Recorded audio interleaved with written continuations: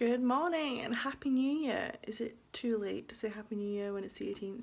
Hello friends, it has been so long, but welcome back to another reading vlog.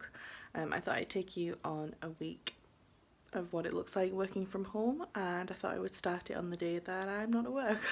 So I have 4 days left to take until the end of January, and there's my washing.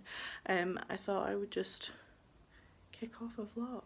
I'm going to take you through the books I'm currently reading, but first of all, we have some mail to open. I'm not entirely sure what this is, but I got it from Waterstones this morning. I think it's one of the books that I ordered when they were doing their double and triple stamp book deal online. I can't really remember.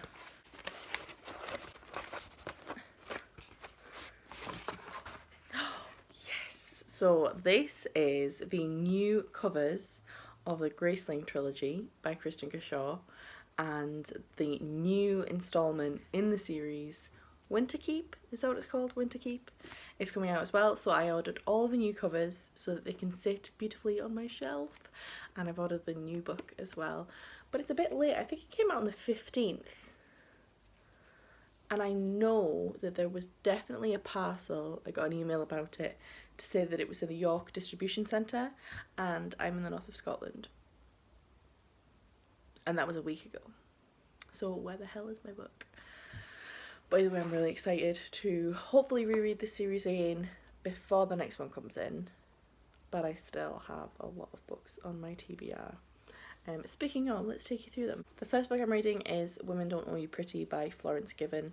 I love this cover. This is just like funky 60s amazing vibes, and this book is a non-fiction about feminism and about owning your own power, and it's about body positivity, and it's about all of the ways that women make themselves smaller in a male world, and I'm really enjoying it so far. I'm about 7 chapters in, and I've just passed the chapter where it talks about how sometimes women have relationships where they're only getting crumbs rather than getting a full cake, and that hit that hit home quite a bit, because that's something that I have struggled with in the past, and probably I'm still struggling with today, where I seem to be the one that gives more in a relationship or a friendship, and the other person just gives little crumbs. So they'll give you a text every now and again, but it's only when it suits them,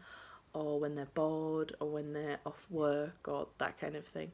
I have for the most part managed to get those crummy buggers out of my life, but it's still a work in progress, and I think that the main message in this book from Florence is that we are always learning to better ourselves, and the only way to do that is to sit with our experiences and look over them.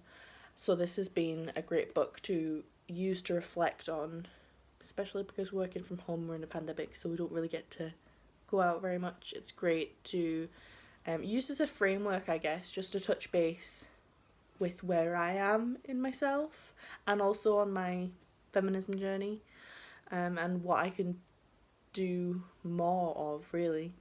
So very good so far. The next one is my Kindle book, and that is Read at the Bone. Oh, there we go. Read at the Bone by Jacqueline Woodson. So this starts off with a girl called Melody who is having like a coming of age ceremony with her family, and there's like an orchestra and there's Prince playing, and it dives into her relationship with her mother, and the fact that this dress that she's wearing was made for her mother, who was pregnant at 16. And that ceremony didn't happen for her mother, so it looks at their relationship, which is kind of fraught and almost competitive, and it seems like it's going to jump about between the points of view of the family members and things, so I'm very excited to continue reading that. I'm about 13% of the way through, it's just past the first chapter. It is more literary than I tend to read, so it's taking a little bit longer for me to get into, but once I am in, the characters and the writing style are very floral and accessible, so I am enjoying it. It just takes me an extra minute to get into it. But those are the books I'm reading. I took the day off because my grandma has an appointment, so I'm going to knock about the house. I might do some filming, I'll do some reading, give you some updates along the way, and I will take my grandma to her appointment, and that'll be my day.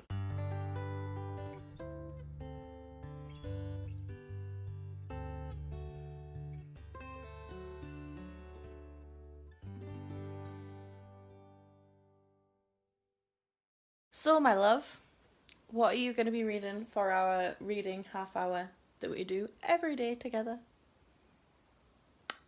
Are you just going to ignore me? Hello? Rishi? You're doing a vlog? Yeah, I'm vlogging. Oh. I'm talking to you! Who do you think I was talking to? Your fans. You got no fans? Got no fans. No, what are you reading? That one.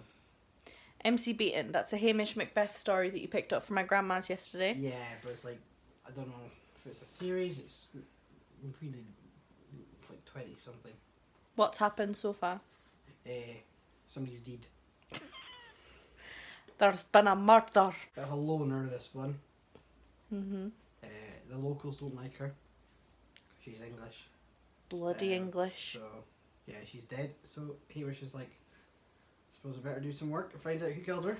Well, that sounds interesting. And I am almost finished Women Don't Owe You Pretty. It's really difficult to tell with this bookmark. I think I've got about 50 pages left. So I should finish this in our reading half hour. Isn't that exciting? Hey.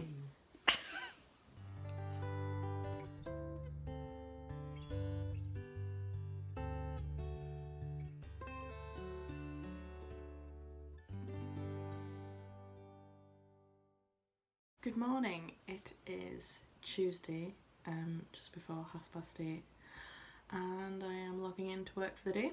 I managed to finish Women Don't Owe You Pretty, and I think it's such a great book. Also, you might hear my extra squeaky chair. Very annoying. Great when you're on a Zoom. But I finished Women Don't Owe You Pretty, and I think it is such an important book to read, not only for the feminism, but also for ways that you can work on yourself and questions that you can ask yourself. Obviously, therapy is therapy, books aren't therapy, but this is just a great, emails are loading, a great mirror really to use as a jumping off point. Am I mixing metaphors? The book does also acknowledge that although it's encouraging you to live your most authentic life without worrying about what other people think, and it's all about making yourself happy and making sure that your boundaries are enforced and you are presenting your final form, I guess, to the world.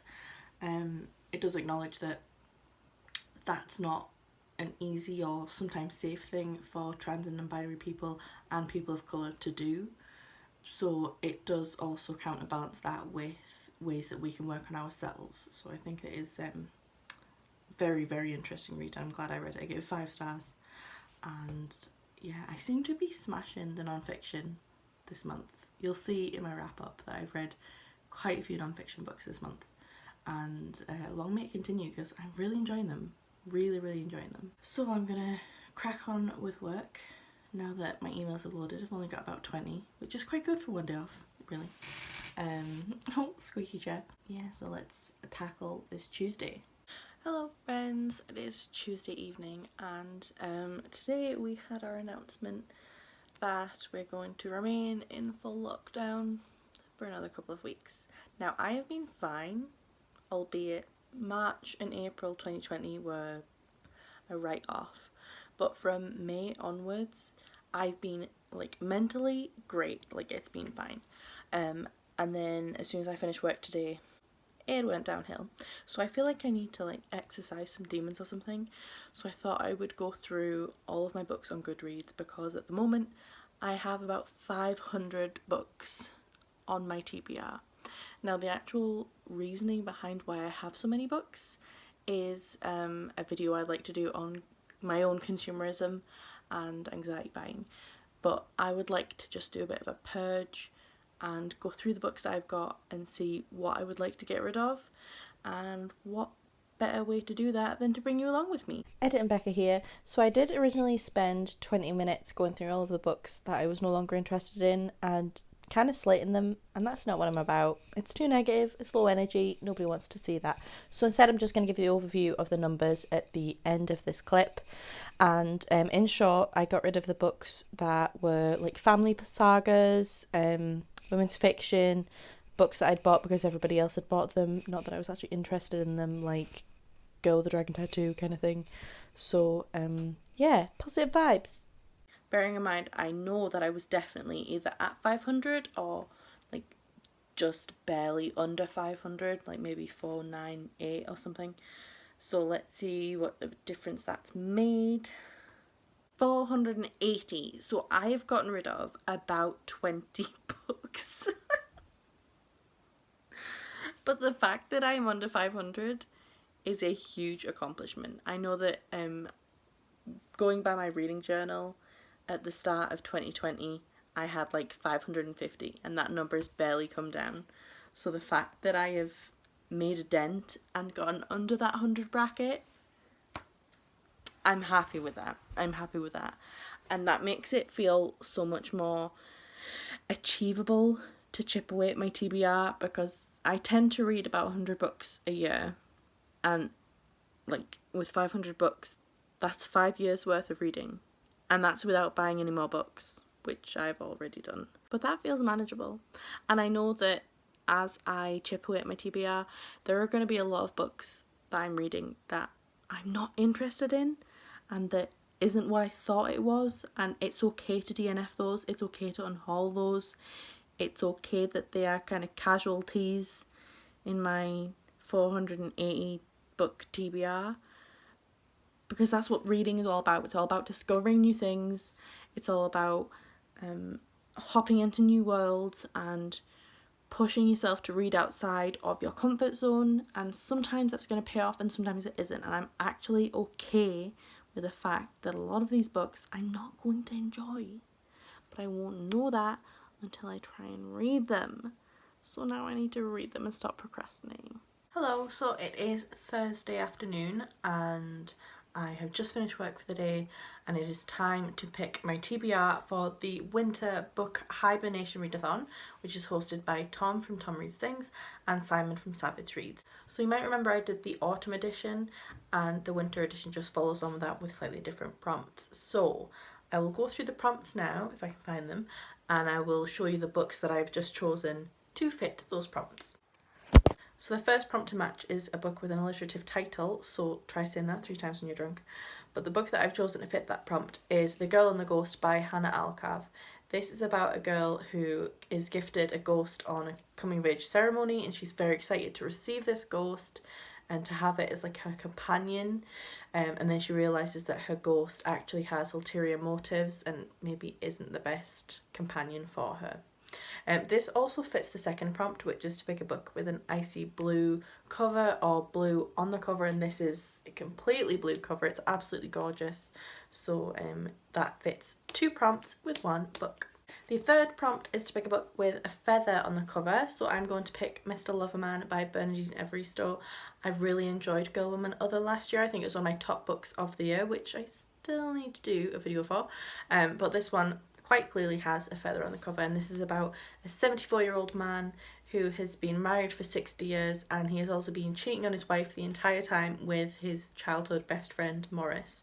So I'm very, very excited to read this. It's quite a short one, and it looks like it's going to be fantastic, so I can't wait to read this one. And then the last prompt I have to fit is this is kind of a either or situation. So you can pick a book by a new to you author and read their latest, or you can pick a book from an author that you've read before and pick from their backlist. I'm actually going to do both, and I'm going to pick Vampires Never Get Old, which is an anthology by a number of different writers, some of whom I've read before, some of whom I haven't. So there we go, I'm picking both parts of that prompt with 1 book. I'm really excited to do this readathon. I find that in the winter I read a lot more because it's dark and it's miserable and it's cold. It's been snowing in Scotland, so our heating has literally been on all day. I'm living my best hermit life, so this readathon has just come at the perfect time. If you're taking part in this readathon, let me know in the comments below. Robert is singing in the room next door. So you can let me know if you've read any of these, if you're planning on joining in with the readathon, and let me know what you find gets you through the winter months best. Is it your partner singing in the next room? Good morning, it is Sunday and it is the end of this reading vlog. So I have finished Vampires Never Get Old, which is the short story collection edited by Zoraida Cordova and Natalie C. Parker, and I give this a 4-star rating. This was a brilliant collection. It doesn't just deal with all of the different myths around vampires and all of the different tropes and things. It actually deals with colonialism, it deals with climate change, abusive relationships, grief, bullying. It deals with all these different things, and it's queer and it's diverse and it's beautiful, and I really, really enjoyed it. I particularly loved Samira Ahmed's entry into this, which is all about it's like a manual, like a guide to becoming a vampire, and it's all based on a mobile phone, so it's very, very readable and very fun. And I wish that there was more. Like, there's only 11 stories and I really wish there'd been more. But we have come to the end of this reading vlog, and this is my first prompt ticked off for the hibernation readathon. And now I'm going to get my cats out of here.